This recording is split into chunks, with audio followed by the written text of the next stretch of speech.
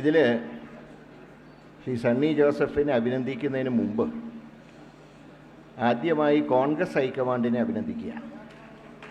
കാരണം ശരിയായ സമയത്ത് ശരിയായ ലിസ്റ്റ് തന്നെ പുറത്തിറക്കി. അതായത് യുദ്ധം ഉണ്ടാകുമോ എന്നുള്ള അന്തരീക്ഷത്തിൽ എല്ലാവരും ഇങ്ങനെ ഭയന്നിരിക്കുമ്പോഴാണ് ഈ ലിസ്റ്റ് പുറത്തു വന്നത്.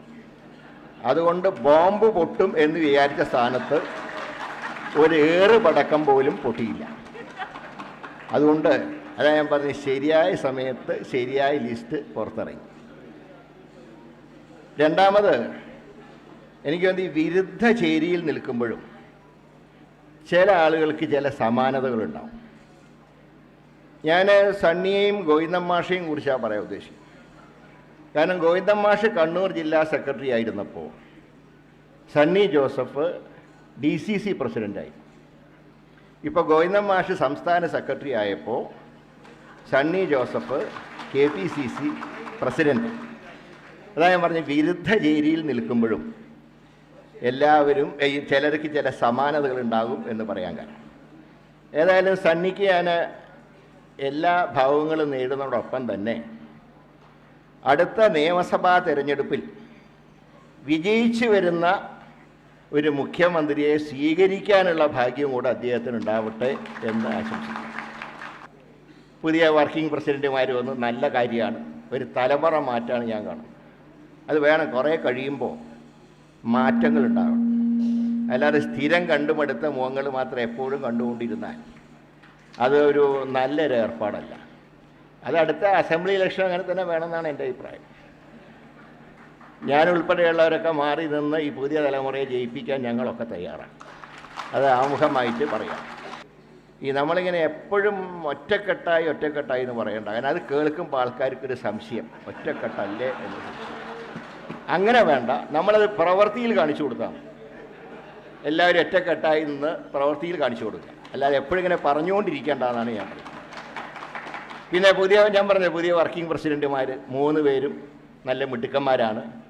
പ്രത്യേകിച്ച് വിഷ്ണുനാഥ് തെലങ്കാന തെരഞ്ഞെടുപ്പിൽ ഞാൻ അവിടെ സ്ക്രീനിങ് കമ്മിറ്റി ചെയർമാനായിരുന്നപ്പോൾ വളരെ കാര്യക്ഷമമായിട്ട് ആ സംസ്ഥാനത്ത് വർക്ക് ചെയ്തിട്ടുണ്ട്. അതിന് മുമ്പ് ഞാൻ കർണാടകത്തിൽ പ്രവർത്തിച്ചിട്ടുണ്ട്. പക്ഷേ കാര്യങ്ങൾ ഞാനൊക്കെ പലപ്പോഴും പല സ്ഥാനാർത്ഥികളെക്കുറിച്ചും അദ്ദേഹത്തിനോടാണ് സ്വകാര്യം ചോദിച്ചിരുന്നത്. ഇങ്ങനെയുള്ള സ്ഥാനാർത്ഥിയെ നിർത്തിയാൽ എങ്ങനെ ഇരിക്കും? അവരെക്കുറിച്ച് A to Z വിവരങ്ങൾ എനിക്ക് നൽകിയത് വിഷ്ണുനാഥാണ്. പിന്നെ അനിൽകുമാർ ഒരു കാലത്ത് ഞാൻ എൻ്റെ കൂടെ കൊണ്ടുവന്ന ഒരാളാണ്. ഇപ്പോൾ ഏതായാലും കുറേ എത്തേണ്ട സ്ഥാനത്തൊക്കെ എത്തിയൊരു സന്തോഷമുണ്ട്. പിന്നെ ഷാഫിയുടെ മെച്ചം എന്ന് വടകരയിൽ കാലുകുത്തിയോ അതോടെ ഷാഫിയുടെ ഇത് ഉയർന്നുകൊണ്ടിരിക്കുക. പക്ഷേ ഞാൻ തൃശ്ശൂർക്ക് മാറിയപ്പോൾ എൻ്റെ ഗ്രാഫും പോയി, കൂടെ പ്രതാപൻ്റെ ഗ്രാഫും പോയി. പക്ഷെ കൊടിക്കുന്നിൽ നിന്നൊരു നഷ്ടമില്ല കേട്ടോ. MP എന്ന് പറഞ്ഞാൽ അത് നല്ലൊരു പോസ്റ്റ് തന്നെയാണ്, ഒരു സംശയവുമില്ല. അതിൻ്റെ കുറേ മെച്ചങ്ങളൊക്കെ ഉണ്ട്. ഇപ്പം തന്നെ നാളെ പെട്ടെന്ന് ഞങ്ങളൊക്കെ ഡൽഹിക്ക് വിളിച്ചു. ഇപ്പോഴത്തെ ഒരവസ്ഥ, എൻ്റെയൊക്കെ ഒരവസ്ഥ എന്താണെന്ന് പറഞ്ഞാൽ പെൻഷൻ കാശിൽ നിന്ന് എടുത്തിട്ട് വേണം ടിക്കറ്റ് എടുക്കാൻ. സുരേഷിനൊക്കെ എപ്പോൾ വേണമെങ്കിലും പോവാം, സർക്കാരിന് ടിക്കറ്റ് ഉണ്ട്. അതൊരു ഭാഗ്യം തന്നെയാണ്.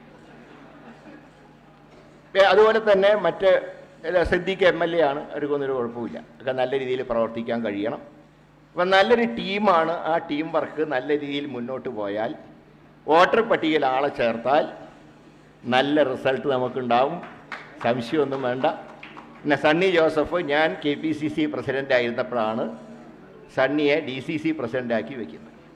കാരണം കണ്ണൂരെ അവസാന വാക്ക് സുധാകരൻ ആയതുകൊണ്ട് ഞാൻ അന്ന് പറഞ്ഞു, ആരെ വെക്കണം എന്ന് എന്നോട് പറഞ്ഞാൽ മതി. കാരണം മറ്റാരെ വെച്ചാലും അവിടെ മര്യാദയ്ക്ക് പോവില്ല എന്ന് എനിക്കറിയാം.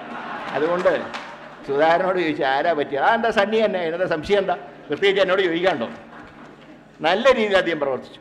ഇപ്പോൾ ഈ കെട്ടിടം ഒക്കെ നമ്മളിവിടെ ഇരിക്കുമ്പോൾ ഇതുണ്ടാക്കാനുള്ള ഫണ്ട് സ്വരൂപിക്കുന്നതിൽ ഒരു പങ്ക് വഹിച്ച ആളാണ് ഇന്ന് ഈ മന്ദിരത്തിൻ്റെ അധിപനായിട്ട് ഇവിടെ വന്നിട്ടുള്ളത്. എല്ലാ ഐശ്വര്യവും ഉണ്ടാവട്ടെ.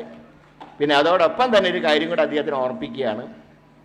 ഇങ്ങനെ സംസ്ഥാനത്ത് പാർട്ടിയെ ജയിപ്പിക്കാൻ നോക്കുമ്പോൾ സ്വന്തം കോൺസ്റ്റിറ്റ്യൻസിയുടെ കാര്യം കൂടെ ഒന്ന് ശ്രദ്ധിച്ചോളണം. പണ്ട് ഡോക്ടർ പരമേശ്വരിക്ക് ഒരു അബദ്ധം പറ്റി. അദ്ദേഹം PCC പ്രസിഡൻ്റായിരുന്നു, MLA ആയിരുന്നു. ബാക്കി എല്ലാവരും ജയിപ്പിക്കാൻ ഓടിയപ്പോൾ അദ്ദേഹത്തിന് മാത്രം ജയിക്കാൻ കഴിഞ്ഞില്ല. അങ്ങനത്തെ ഒരു കുഴപ്പമുണ്ടാവരുത്. സണ്ണിയുടെ കാര്യവും നോക്കണം, കേരളത്തിലെ UDFൻ്റെ കാര്യവും നോക്കണം. അങ്ങനെ പോകാൻ കഴിയട്ടെ.